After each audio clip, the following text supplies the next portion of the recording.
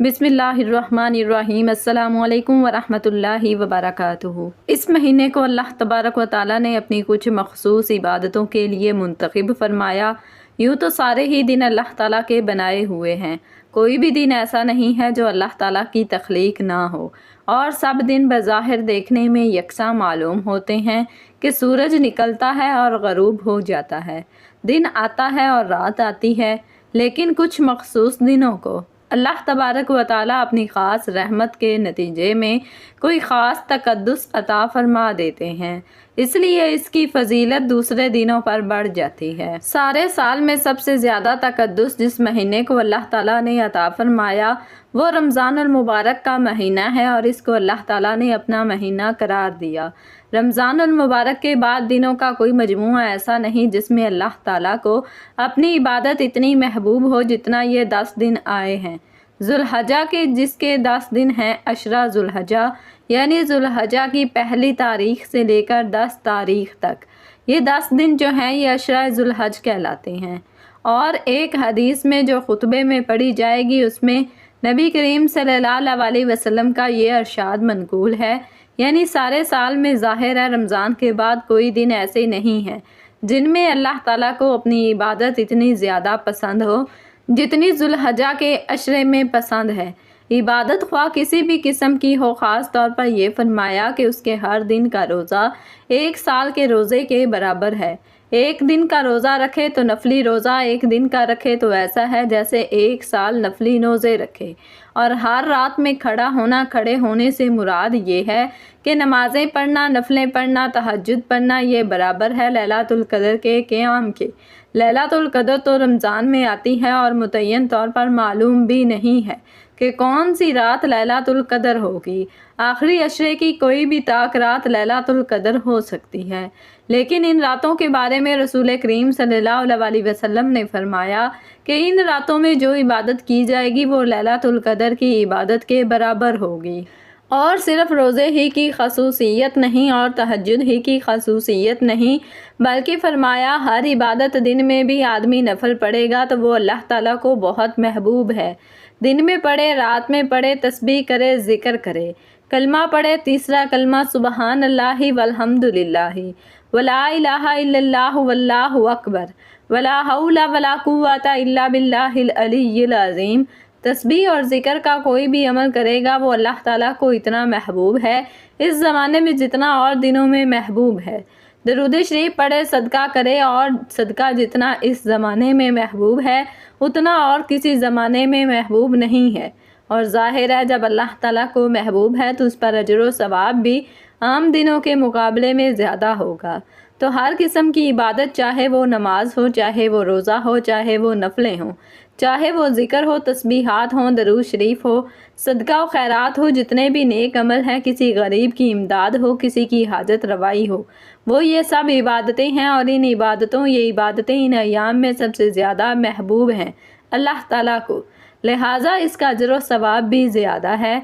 एक तो खसूसियत इस अशरे की ये है कि अल्लाह ताला अपनी रहमत से हमें इस अशरे के अंदर ज़्यादा से ज़्यादा इबादत की तौफीक अता फरमाए। दूसरी बात यह है कि इस अशरे में कुछ ऐसी इबादतें अंजाम दी जाती हैं जो सारे साल नहीं दी जा सकती। अल्लाह ताला ने उन्हीं दिनों को इन इबादतों के लिए मखसूस कर लिया है। मसलन हज है, हज जो है वो सिर्फ 9वीं ज़ुल्हज को 8 से शुरू होगा। 9वीं ज़ुल्हज को अरफात में सारे हाजी जमा होंगे, वकूफ़ अरफात होगा। रुकन आज़म जो है हज का वो 9वीं तारीख को अंजाम दिया जाएगा, और फिर 10, 11, 12 को जमरात की रमी होगी। और उसके बाद फिर अब ये अरफात का जो मैदान है वो सारे साल खुला हुआ है, सारे साल खुला हुआ है। लेकिन 9वीं ज़ुल्हज के अलावा किसी दिन जाके कोई आदमी वहाँ पर खड़ा हो जाए तो हज अदा नहीं होगा, 9वीं ज़ुल्हज्जा को ही जाएगा तो अदा होगा। तो अल्लाह ताला बाज़ औक़ात ये दिखाते हैं कि किसी चीज़ में अपनी ज़ात में कोई तक़द्दुस नहीं रखा, जब हम कह देंगे उस वक्त में उस पर तक़द्दुस आएगा। तो अब अगर आज भी चले जाएं अरफात के मैदान में, सुबह तुलूए आफ्ताब से लेकर मगरिब तक बैठे रहो, वहाँ पर बैठे रहो, खड़े रहो, इबादतें करते रहो, वो अजर नहीं मिलेगा, بلکہ بدعت ہو جائے گی، کیونکہ اللہ نے نہیں کہا کہ آج کے دن جاؤ وہاں پر، لیکن 9 تاریخ کو جاؤ گے تو کہتے ہیں کہ بعض روایتوں میں آتا ہے کہ وہ یوم عرفات جو ہے، عرفات پر جب حاجی مقیم ہوتے ہیں تو خیر یوم طلعت فی الشمس یعنی سب سے زیادہ وہ بہتر دن ہے جس میں سورج طلوع ہوتا ہو۔ اللہ تعالیٰ کی طرف سے ایسی اس میں برکتیں نازل ہو جاتی ہیں، لیکن حج کو اللہ تعالیٰ نے انہی ایام کے ساتھ مخصوص کر دیا ہے۔ اور البتہ جو حج کے لیے نہیں جا سکے، جیسے ہم لوگ ہیں حج کی عبادت انجام نہیں دے سکے، یہاں پر موجود ہیں، ان کے لیے اللہ تعالیٰ نے 2 چیزیں رکھی ہیں۔ ایک یہ کہ یہ مستحب ہے، کوئی فرض واجب نہیں، مستحب ہے کہ ذوالحجہ کا چاند دیکھنے کے بعد یعنی ذوالحجہ کی پہلی یکم ذوالحجہ کی رات شروع ہونے کے بعد سے لے کر جب تک کوئی آدمی قربانی کرتا ہو، اس کے لیے ہے جو قربانی کرتا ہو، جس کے لیے قربانی واجب ہو، اس کے لیے ہے کہ وہ یکم ذوالحجہ کی رات سے اور قربانی کرنے تک اپنے بال نہ کٹوائے، اپنے ناخن نہ کٹوائے، یہ مستحب ہے۔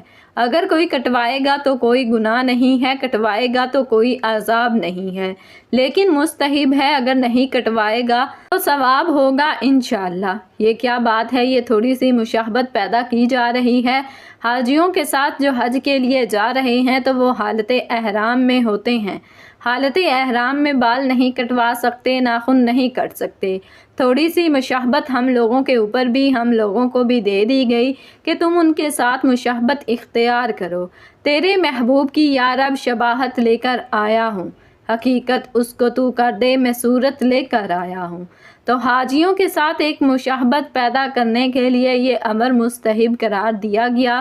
ایک تو ہم لوگوں کے لیے یہ رکھا ہے اللہ تعالیٰ نے، دوسرا عرفہ کا دن یعنی 9 ذوالحجہ اس کا روزہ رکھنا۔ ویسے تو روزہ یہ پورے عشرے کے اندر اس کی بڑی فضیلت ہے، جیسے ابھی عرض کیا کہ ایک روزے کا ثواب 1 سال کے روزوں کے برابر ہے، لیکن عرفہ کا روزہ 9 ذوالحجہ کا روزہ، اس کے بارے میں حدیث میں آتا ہے کہ آپ نے فرمایا کہ مجھے اللہ تعالیٰ کی رحمت سے امید ہے کہ وہ 1 سال پہلے کے اور 1 سال آگے کے گناہوں کی معافی کا ذریعہ بنے گا، کفارہ بن جائے گا 1 سال پہلے کے گناہوں کا اور 1 سال بعد کے گناہوں کا۔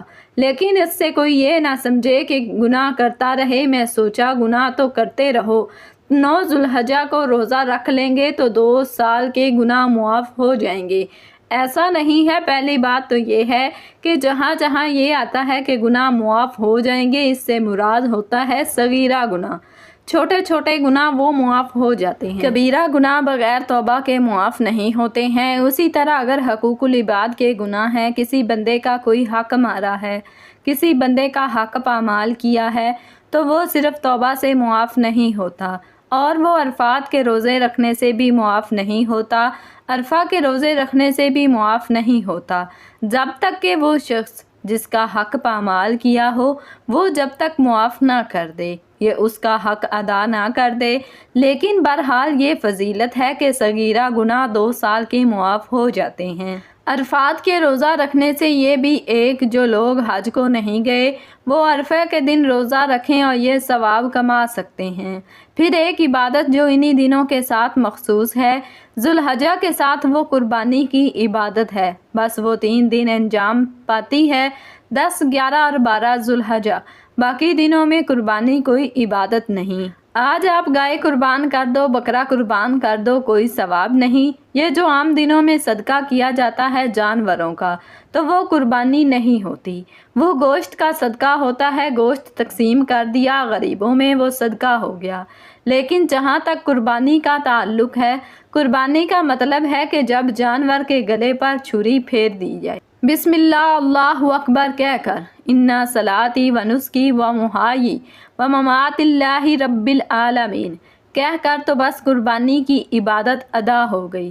تو یہ قربانی کی عبادت بھی ایسی ہے کہ جو ان 3 دنوں میں ہو سکتی ہے، ان دنوں میں نہیں، اور ہر اس شخص کے ذمہ واجب ہے کہ جس کے پاس 52.5 تولہ چاندی کی مقدار اپنی ضروریات اصلیہ سے زیادہ مال ہو، جو آج کل کے حساب سے تقریباً 50,000 روپے کے قریب بنتا ہے، تو 50,000 روپے نقد ہوں، زیور ہوں 50,000 روپے کا، یا 50,000 روپے کا اس کا ضرورت سے زیادہ سامان ہو، تو اس کے ذمہ قربانی واجب ہو جاتی ہے، اور قربانی ادا کرنا یہ ایک بہت بڑی فضیلت ہے، تو اس کو ذوق و شوق کے ساتھ اور اہتمام کے ساتھ یہ عبادت انجام دینی چاہیے۔ لیکن ساتھ ہی یہ اس کا بھی خیال رکھیں کہ قربانی کرنے کا مطلب یہ نہیں ہے کہ گندگی پھیلا دو شہر کے اندر۔ شہر ویسے ہی گندا پڑا ہوا ہے، کچروں کے ڈھیر ہیں، لیکن اس بات کا خیال رکھا جائے کہ قربانی کے نتیجے میں گندگی پھیلا کر لوگوں کے لیے تکلیف کا سبب نہ بنے۔ ایسے ہی اگر جہاں پر قربانی ہوئی ہے تو اس جگہ کو پھر صاف ستھرا بھی کر دیں، دھو دھلا کر بھی صاف کر دیں تاکہ لوگوں کو تکلیف نہ ہو۔ اللہ تعالیٰ کی عبادت انجام دینے میں اس بات کا لحاظ رکھنا ضروری ہوتا ہے کہ اس سے کسی کو تکلیف نہ پہنچے۔ حدیث میں فرمایا رسول اللہ صلی اللہ علیہ وسلم نے کہ مسلمان وہ ہے جس کے ہاتھ اور زبان سے دوسرے لوگ محفوظ رہیں، دوسرے مسلمان محفوظ رہیں، ان کو کوئی تکلیف نہ پہنچے۔ اللہ تعالیٰ ہم سب کو اس ذوالحجہ کے عشرے سے استفادہ کرنے کی توفیق عطا فرمائے۔ ناظرین، ویڈیو کیسی لگی؟ ویڈیو کو لائک کر دیں، شیئر کر دیں۔ مزید ایسی ویڈیوز اور معلومات کے لیے ہمارے چینل کو سبسکرائب کر دیں۔ کمنٹ سیکشن میں ایک بار صلی اللہ علیہ وسلم ضرور ٹائپ کریں۔ جزاکم اللہ خیرا کثیرا۔